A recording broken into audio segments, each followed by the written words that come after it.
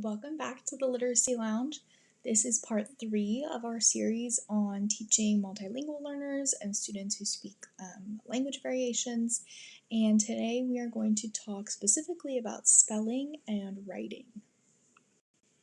Cardenas Hagen defines spelling here as the ability to write words correctly by processing sounds within words and linking sounds to the symbols in an accurate order while also following the particular patterns and rules that are applicable to the language. So basically it's combining the skills that we've already talked about, strong phonemic awareness, the ability to hear sounds within words, and then a strong phonics understanding, the understanding of the sound symbol correspondences, so that students can hear the particular sounds, match them to the correct symbol, and then spell those symbols in order to spell a word. Writing is defined as a process through which people communicate thoughts and ideas. It's a highly complex process. It utilizes many different systems in coordination with one another. So here is the writing rope. We've looked at the reading rope together, so now we're switching over to the writing rope to see all of those different systems, like I mentioned, that have to work in coordination with one another for students to produce a writing piece. So you'll see at the very bottom is transcription. That's where spelling is included on the rope, and it's just one small piece. All of these other parts are also important to consider when teaching writing, things like critical thinking, syntax, text structure, and the writing craft. So all students follow these 5 spelling stages I have listed here in their spelling development. The first stage is pre-literate writing. That consists of children just beginning to pick up writing utensils. They're scribbling. They don't yet have an understanding that writing is a form of communication. But the next stage is letter name spelling or alphabetic spelling, and children do have an awareness of basic sound spelling pairings. They may know all their consonant sounds and short vowels, so they begin to spell things phonetically. They might label a boat but spell it B-O-T instead of B-O-A-T. The next stage is within word patterns, so students begin to understand more complex phonics skills. They have an understanding of long vowel patterns, so then they would be able to label boat properly as B-O-A-T. The next step is syllable juncture, so students begin to understand basic syllable rules in spelling. This would be like doubling consonants or adding inflectional endings. And then the last stage is derivational principles. So this is an understanding of roots and combining forms. It's the most complex understanding, the last stage in spelling development. So instruction for multilingual learners and students who speak language variations should be explicit and systematic through all of these stages.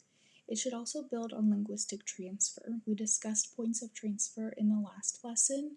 So depending on your student's native language and the language that you're teaching, you can find areas where the sound spelling pairings are similar or where they're kind of cause misconceptions and build on that. Instruction should also include knowledge of cognates and morphology, and then teachers should always be providing immediate corrective feedback.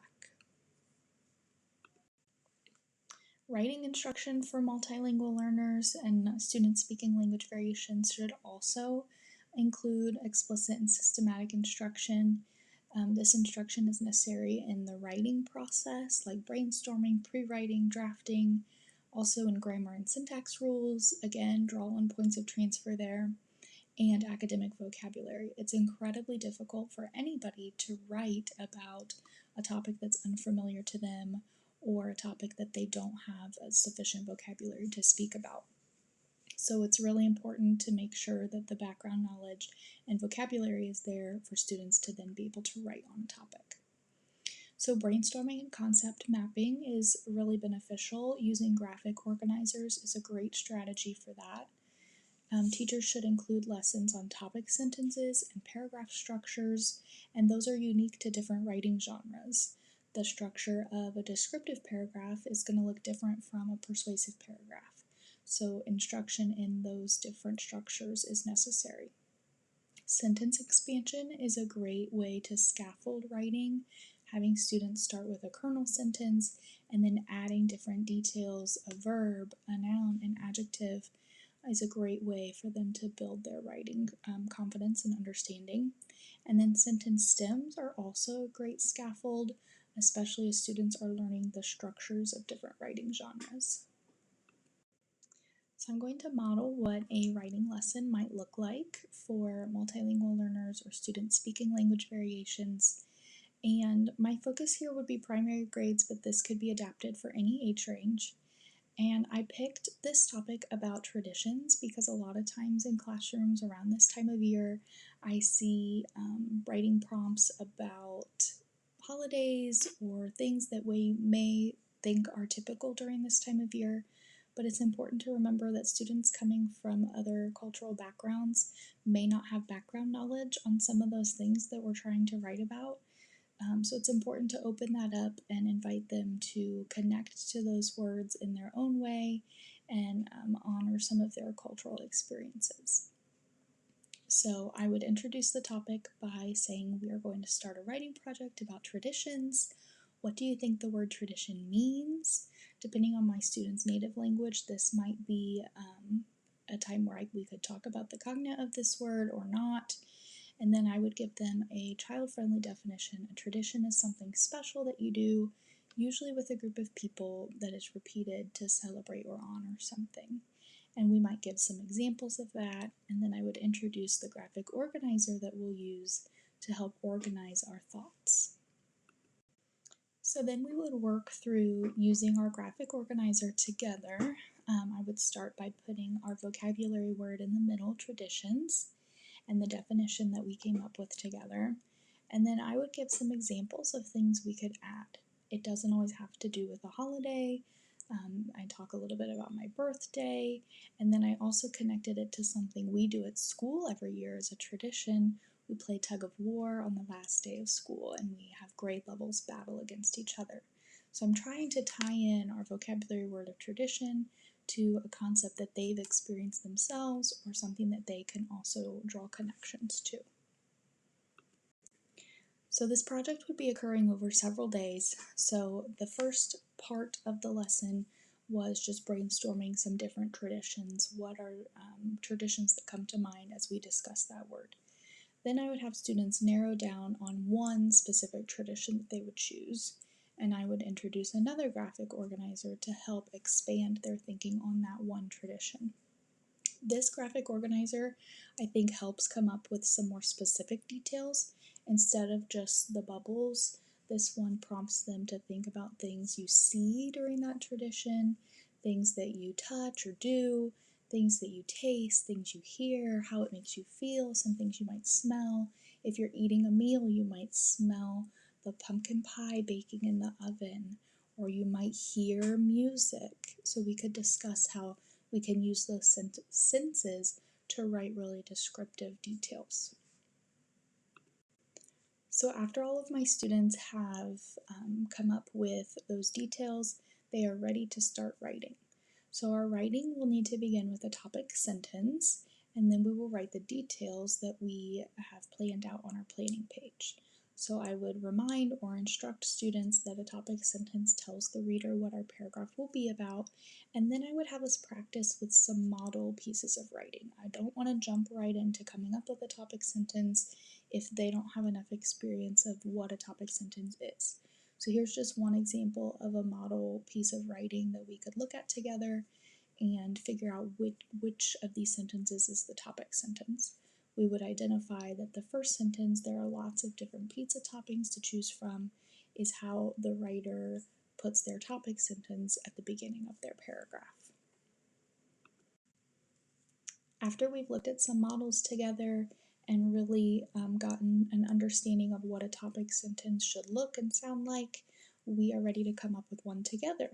So since we're all writing about the same topic, we're going to write this topic sentence together. We would remind ourselves our topic is a tradition, and what is a tradition? And we would use our definition to come up with our topic sentence so our reader knows what we're writing about. So here it is, we came up with traditions are things people do together again and again to celebrate something. So once we've come up with the topic sentence together, we are ready to kind of break off and start the rest of our writing on our own.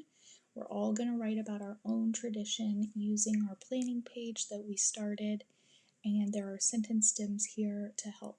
Now, depending on my student's skill level, these sentence stems might look different, and as they get more developed in their writing skills, I can phase some of these out or only use them with specific topics. So as students are working on their individual writing pieces, I would be meeting with them frequently to provide corrective feedback on things like their spelling, grammar, and word choice. And then it's important that we always use affirming language, saying things like yes and, builds on their ideas that they already have, lessens that cognitive demand, and lowers the affective filter. We want students to feel safe to take risks in writing. It's a complex system and it's going to be difficult, but we want them to feel safe in tackling that task. So to wrap up, remember spelling is a student's ability to accurately transcribe their thoughts by applying the letter sound knowledge that they've learned in phonics and their phonemic awareness skills.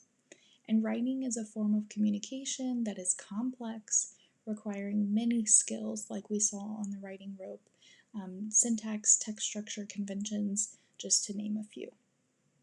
Instruction in spelling should include explicit and systematic teaching of those sound spelling patterns. We should always be building on linguistic transfer and make sure that we include teaching about cognates and morphology. Instruction in writing should include explicit teaching in the writing structure, depending on the genre, grammar, and syntax. Scaffolds like sentence stems and graphic organizers can be very helpful for students, and it's important to make sure that the content and vocabulary is familiar to the student. It's very difficult for our multilingual learners to write about topics that they don't have personal knowledge and understanding of. So connecting it to their background and understanding is one way to help them in their writing.